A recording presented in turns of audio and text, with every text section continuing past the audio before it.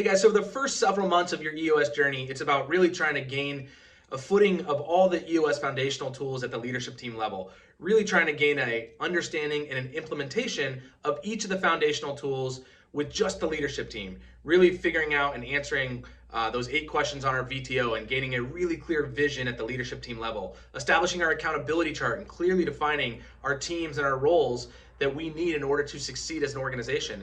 It's about establishing and focusing on rocks throughout every single quarter and resetting those so that we are proactively moving the organization, our teams, and ourselves forward every single 90 days. It's about establishing a meeting pulse where we have a clear system and cadence for checking in and connecting those circles and making sure that we are understanding, identifying, and solving the key issues that are facing our organization. And it's about running a scorecard so that we are truly making data-driven decisions and checking all of our ego and feelings and emotions at the door when it comes to actually making smart decisions for our organization. And so we've been doing this for several months together as a leadership team, and eventually it's time to start taking all of these tools out to the rest of the organization as well.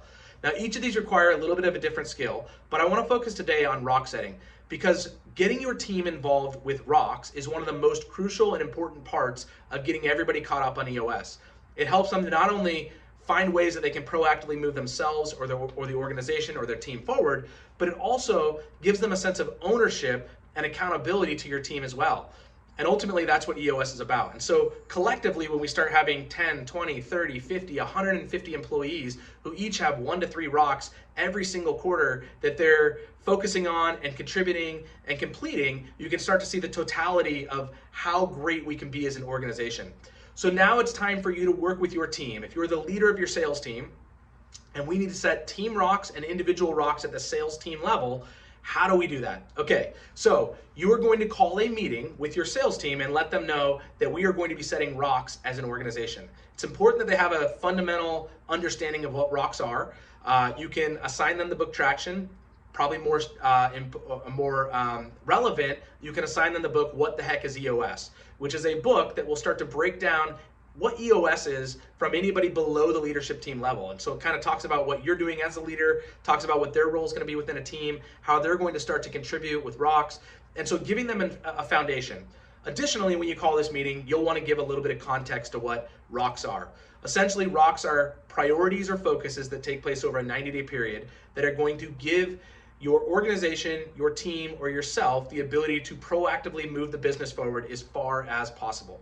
Now, I have a leadership team framework where we identify opportunities, obstacles, and imperfections as 3 categories of rocks, and we break that down into 3 different levels, which are going to be organization, team, and individual. And between that, you'll find 9 boxes or quadrants of this organization or this goal-setting framework, which can really help to esteem or extract issues that can be a starting block for creating rocks within your team.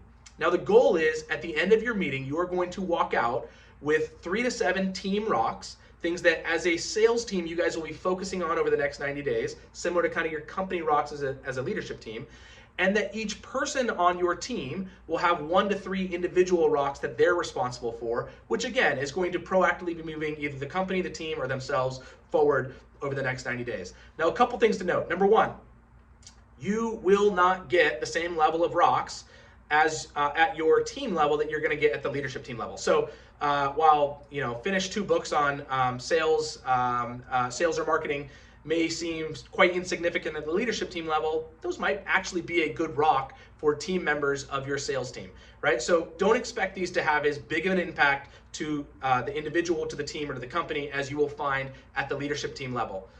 You'll also want to make sure, and this is going to be the most challenging thing, especially when you're dealing with your team members, is that the focus is generally going to be on an intention and not an actual rock or something that we can have a clear definition of done. I'm going to ask you to push harder than ever before to make sure that every rock is clearly measurable, that at the end of the 90-day rock period, that you will have a clear definition of what is going to be delivered from your team. So improve morale, feel happier, increase sales. None of those are really smart rocks. I guess increased sales could be, if you knew what your starting point was and you knew if you had more or less sales, increased sales could technically be a smart rock. but we need to stay away from words like improve, clarify, things like that kind of move us in a direction but don't actually tell us what the finish line looks like. When you start a marathon, you know that at 26.2 miles, you are going to hit a piece of tape. If you never knew where that piece of tape was going to come from, we would stop running at some point and we'd say we did a really good job running, right? And so that's what's going to happen when you allow your team to put directional or intentional rocks in place as opposed to measurable rocks in place. All right, so here's what it's going to look like.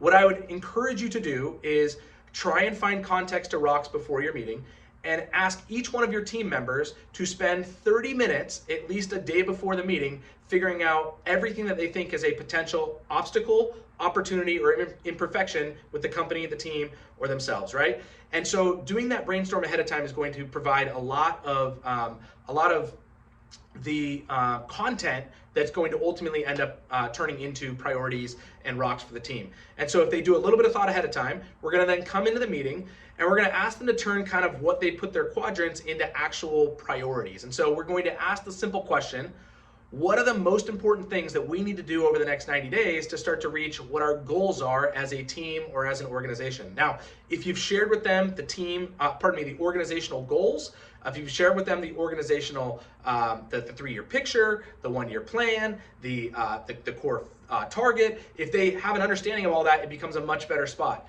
If you've created a VTO for your team, which many companies will create a sales team VTO, where you're actually identifying what are the goals, and we bring this to the backside of the VTO. So we're talking about goals, rocks, and issues for our team. You can start to pull out that. And if we have team sales goals that are annual sales goals, it gives us a really good starting point for now building rocks each quarter. If we have an ongoing long-term issues list for just our sales team, that becomes a really good starting point where we can start taking issues and solving them through creating rocks from them.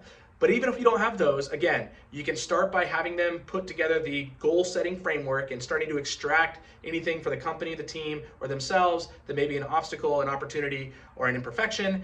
Using that as a starting point, give them 5 to 10 quiet minutes to themselves to identify anything that they think needs to be a priority or a focus over the next 90 days to proactively move your sales team as far along as it can be.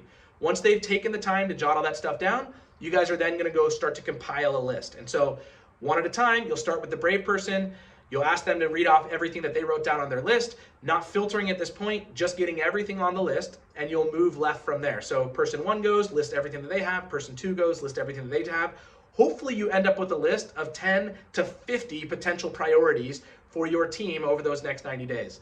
From there, you're going to move into our favorite exercise, keep, kill, combine, right? So we start at the top, we start moving through, and if we feel like this is a top priority for our team over the next 90 days, we're going to keep it. If we decide that it's not, it's important, but it may not be one of the most important things to accomplish over the next 90 days, you are going to kill it. We don't erase it from the list. We simply put an X next to it so that we can remember it or come back to it or compartmentalize it somewhere else so that it doesn't just go away until it's actually been solved, but that we understand that it's not a company rock, a team rock for this quarter. And we'll go through that entire list until we end up with hopefully somewhere between 5 and 15 potential team rocks. From there, we're going to then just pull off the list. Is there anything that jumps out at you that is absolutely a priority for our team? And if so, we then turn that smart. We make sure that we take the time to turn that into something that is clearly measurable. We have a clear definition of what will be delivered by the end of that 90-day period. And then we finish that by assigning that to somebody so that we have a rock owner. We'll then move on to rock number 2. We'll then move on to rock number 3. And we just want to make sure that we have anywhere between 3 and 7 team rocks that are going to be the focus for your sales team or whatever team you're leading for that quarter. From there, we're going to start to build individual rocks. So we start by taking anybody who owns a team rock and transferring that to an individual rock sheet so that they can write that down. They know that that is not only a team rock, but it's an individual rock for them as well.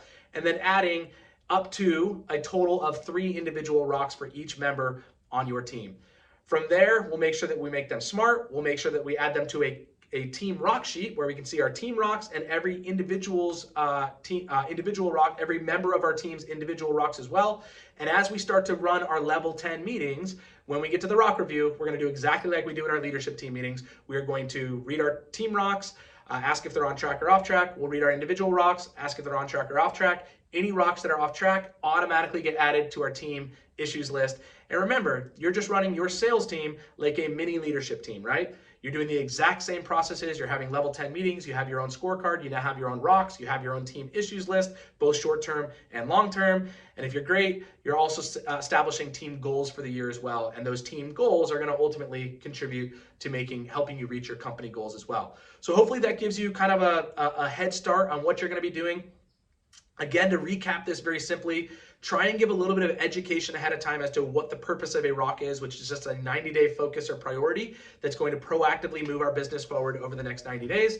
Have them spend a little bit of time preparing and heading into this meeting. Again, that goal setting framework can be really helpful in kind of stoking their brain for some potential opportunities, obstacles, imperfections in each of those three areas. Then when you get into the meeting, you're just going to say, hey, take 5 to 7 quiet minutes, jot down anything you think needs to be a priority. We're going to build one big master list with everything that everybody's written down. We're going to keep, kill, combine that. We're then going to, with the 5 to 15 that are left, we are going to then start to pull some of those off. We pull anywhere between 3 and 7 of those off, one at a time, making them smart and assigning a rock owner to each one of those.